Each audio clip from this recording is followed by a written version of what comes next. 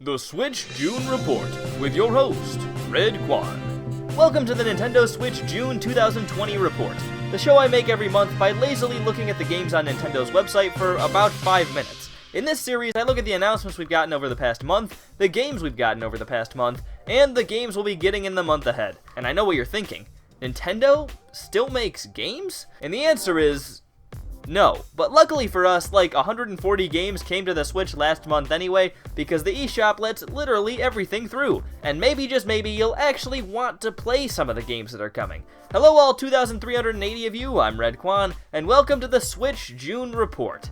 So let's first start off with the announcements from May.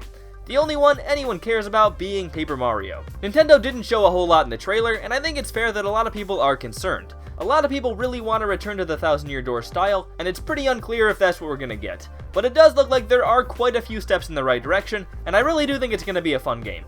To be reasonable though, Nintendo didn't show us much of anything in the trailer, so it's pretty hard to say what sorts of things to expect.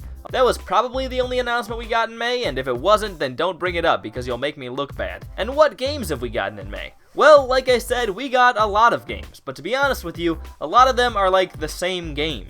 I'll get to specifics in just a second, but first I'd like to tell you about Redkwan's 5 types of games you'll find on the eShop, patent pending. I think I'm probably one of the more knowledgeable people about the lame games we get on the eShop, and I'm not bragging about that, by the way. It's really sad and nobody cares. But in my extensive time of looking at eShop games, I have found nearly all of them fit into one of 5 categories. Category 1, puzzle, obvious enough. Category 2, bad. Yes, this counts as a category and you'll know it when you see it. A lot of them are in the subcategory of low-budget kids games, you know, like Castle Pals.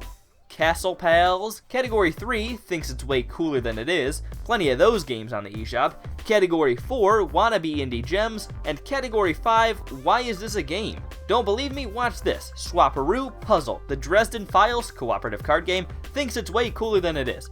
80s Overdrive, wannabe indie gem.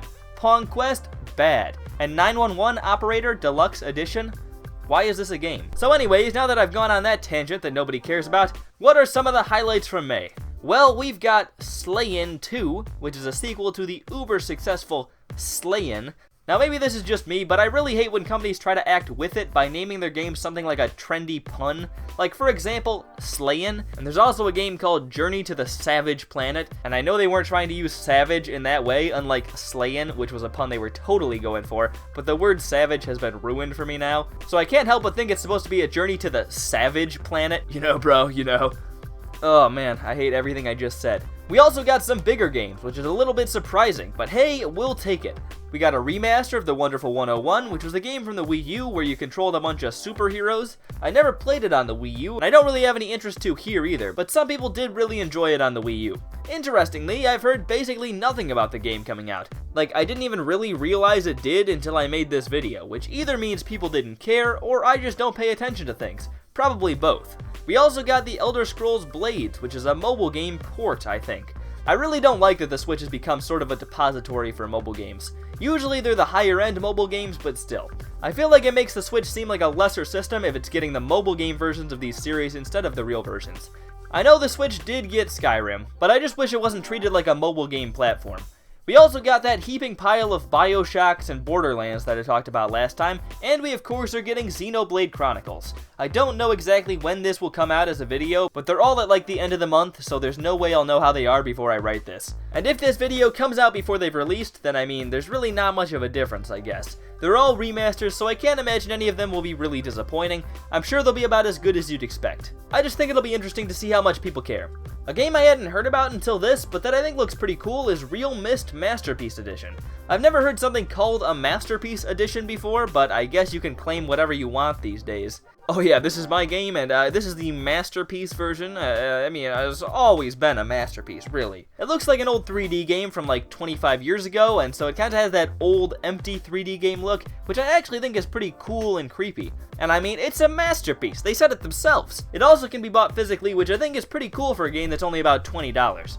And we're also getting some games in June. Again, nothing from Nintendo, because of course there's not, but we have got Outer Worlds, which is a pretty big game that's also coming to the PlayStation and Xbox at about the same time, I believe.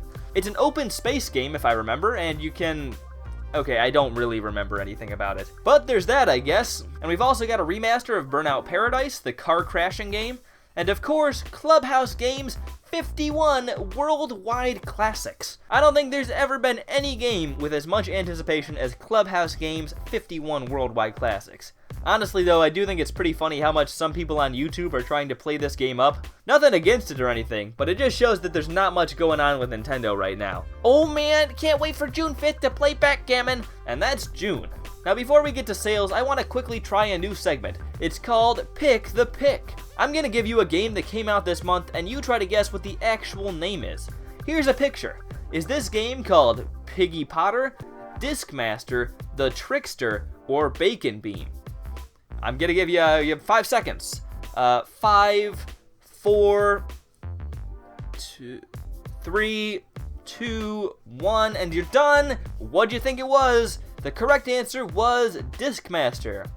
Yeah, I don't see it. I really don't see it. I mean, maybe you guessed it because it just doesn't make sense at all. But yes, it was Discmaster.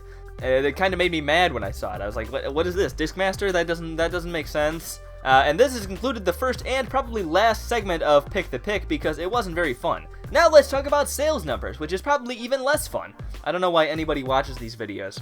So I would say the Switch system and game sales were probably both pretty weak in May, although game sales may pick up a little bit at the end of the month for Xenoblade. In June, they'll probably be a bit better, but still not terribly impressive for the Switch. This has concluded the Switch June 2020 report. Well, I'm Redkwan. How did you feel the Switch's May was, and how do you think its June will be? Are you absolutely pumped for Clubhouse Games 51 Worldwide Classics? Why is this game called Discmaster? Also, as another quick tangent, even though we've had like 3 in this 6-minute video, YouTube just decided to show a ton of people the last one of these I made, and it was like the worst Switch monthly report ever. I mean, look at this footage. This was actually in the video. Yeah, they wanted to show this one apparently. I don't get it, but hey, I'll take the extra 3 cents. Anyways, I'm Redkwan, thank you all for watching, and I'll hopefully see you all later. Goodbye.